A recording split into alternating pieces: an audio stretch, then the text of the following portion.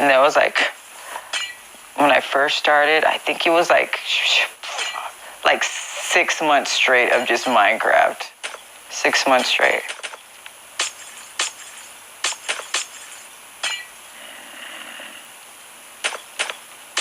I didn't even want to play Grief or Zombies.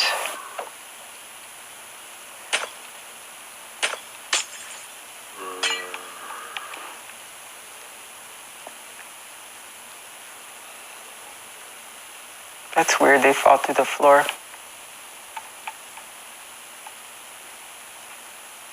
Or the glass.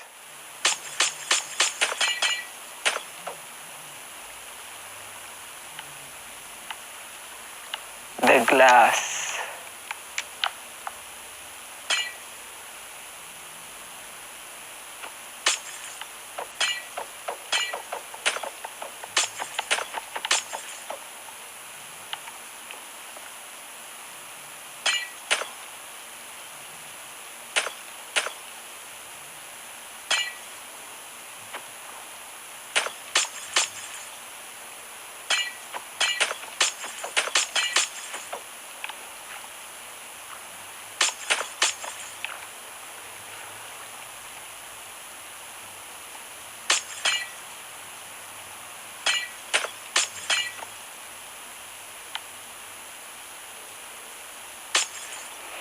So I decided I'll be building the platforms where I've dug up, like right under. I'll be building the platforms on top of this. I need to stay consistent because I just keep changing my mind or forgetting I did something one way and then do it differently somewhere else, and then I have to waste a lot of time. Oh, why am I doing that?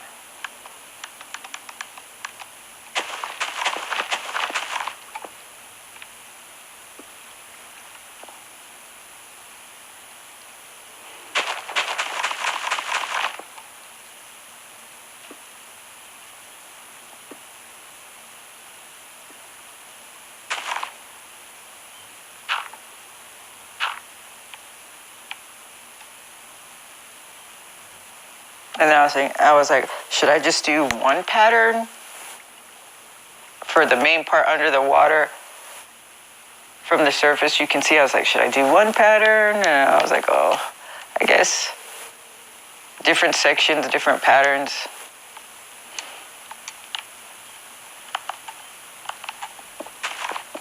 I was debating, should I do it one pattern? It looks clean, but then it starts getting redundant and boring. And then I was like, should I do different patterns? And I was like, then it could probably look chaos. A lot more colorful.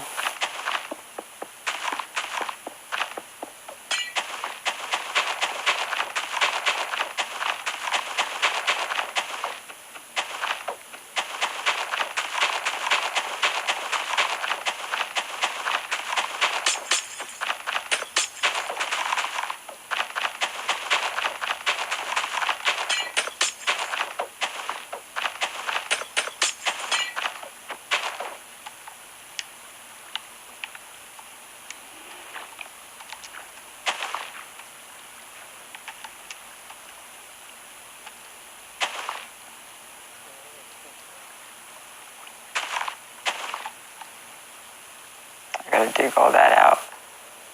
Even though I'm debating if I should do the wall like a staircase.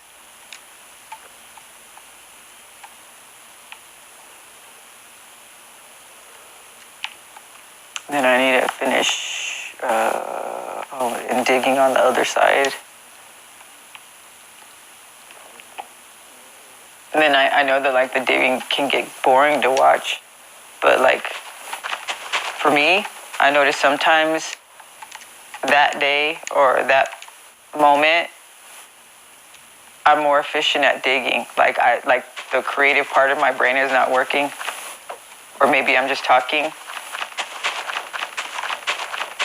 And then the fact that I clear up a space, it allows like a time that I am creative, that like I can just rip through it with ideas, not stopping on digging, which kind of ruins that energy because it's like fleeting sometimes. So I just clump it together. Sometimes I don't feel like creating, and then other times I do by having it clean and open, and I just come by and I just have an idea. Oh, like, oh, that'll look good. Even though it looks like I have ADHD,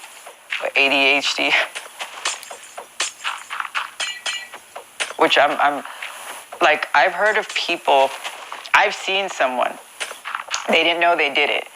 I've heard of people who actually changed, I don't know, their brain chemistry or whatever, or like, almost like outgrew it. Like there was one girl, she was another nurse, and she was from Mexico. And like you would have never ever thought, and her name's Vicky, like, but she's like super nice, helpful, like all the time. If you need her help with something, she'll do it without bitching or anything. And she had told us like when she was a kid, she was a fucking terror. She wasn't just a terror. She was basically like evil. Like all of her cousins and friends and stuff, like their parents would keep her away from their children. Like she would do fucked up shit, like cut their cousin's hair, abuse, hurt her cousins and get them caught up in like really doing bad things, and where like everybody's parents didn't want her around at all. And she was like super hyper.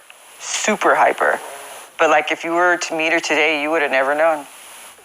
She's one of the nicest, calmest, and most positive people. Like she somehow outgrew it. And she said like she was like really fucked up to her parents. Like they lived in Juarez, barely had any money, and she would guilt her parents into all kinds of shit. Like when she was younger, she had really bad acne, but like she like made her parents miserable about it, and like she was like refusing to go to school unless her parents had like paid for like really expensive skincare stuff, even though her parents were dirt poor. And because like her parents like really loved her and cared for her, and she had other sisters. And what's crazy is like she wasn't, you would have thought she would have been that bad person, got hooked on drugs, got pregnant as a teenager. No, her sisters got pregnant before she did. And that helped her because she saw what her sisters were going through. And then also like she was the oldest. Being the oldest, she always had to take care of her sisters like they were her children. So that prevented her from being a teen mom, even though she was a badass kid. And then taking care of her sister's kids. And so she ended up like going to college, becoming a nurse, in America, and you would have never known she was a fucking terror. And she was manipulative. She was basically like an evil kid, but now like she's just lucky. Really lucky, and she's lucky that her parents loved her and still like tried to teach her and didn't just give up on her.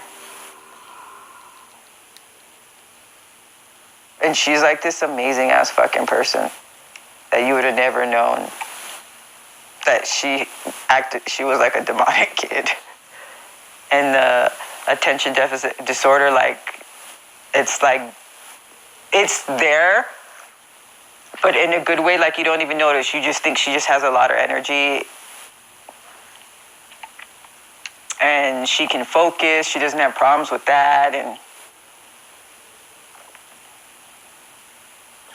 But I haven't talked to her in a while. when I had gotten sick, and I ended up just like not talking to anybody, when I had left, she was still having a lot of issues with her husband. And what turned out was her husband was a drug addict. And so he kept rebounding. And she kept, and he's from Mexico too, and she would always get, like, he would disappear for a couple days. And she would always like have to go find him and save him in Mexico. He would steal money from her for drugs, and she would have to bail him out of all kinds of stuff. But that's the shitty part, when you've grown up being used to taking care of people.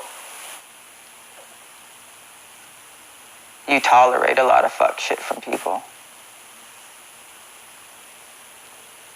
But I got little pieces of information here on there on social media. They're still, last I know, they were still together, and she had a baby, a child, and I think she was pregnant with the second one, the last time I heard anything.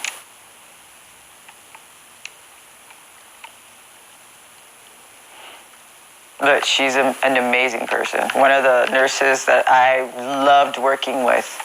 And if I ever needed, her support or help, like, a lot of nurses are fucking bitches, yo. They're like princesses. Oh, I went to college. I don't deserve to be stressed at work.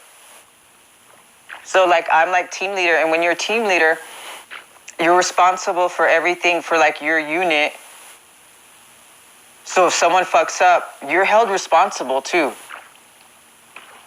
And then it could lead into legal action. And so, like, as team leader, when you have your own babies, you're like everybody else. You have your own babies, plus you're watching over the other nurses, the other babies. And then when there's a new baby coming in, like, since it was where the sick babies would come in.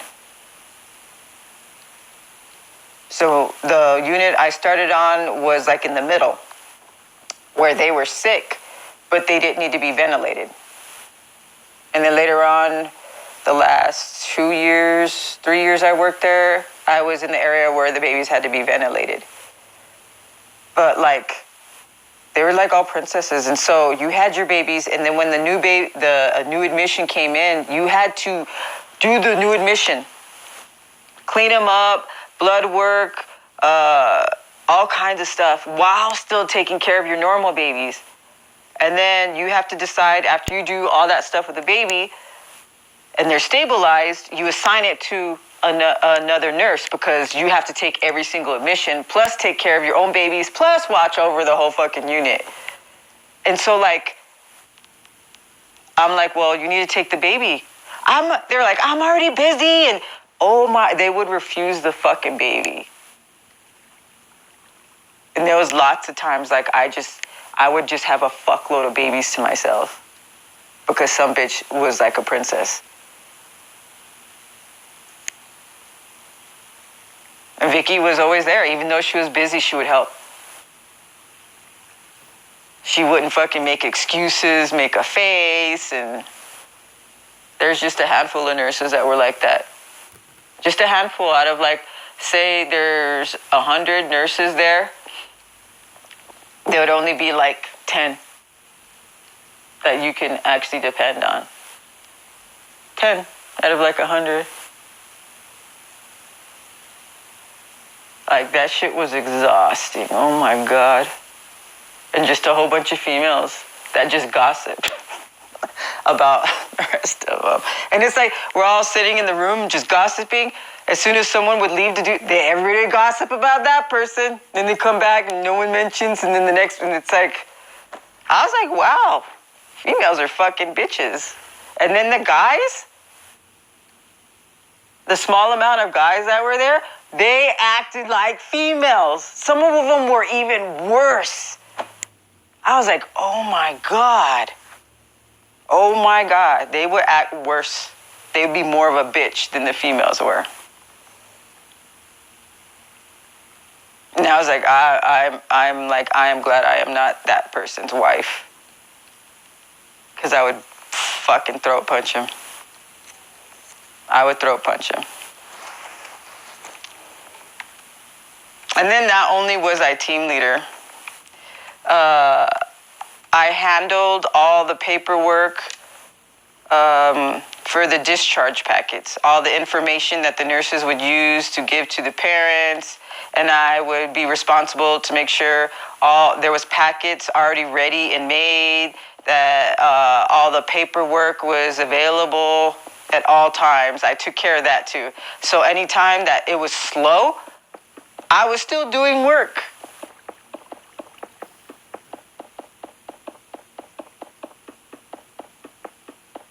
So like I would be so aggravated, annoyed, infuriated when anyone would even apply. I was lazy till this day. Till this day. It's like a trigger for me. And if I ever make a mistake, or if I'm like maybe say I'm actually being late, like I beat myself up. I'm more judgmental with myself than anybody else could be. So if someone to even be judgmental towards me, I'm like, you can go fuck yourself. You don't know, I have no idea what I go through every day, every fucking day. Never in my life have I ever been lazy. And there's not a lazy bone in me, ever.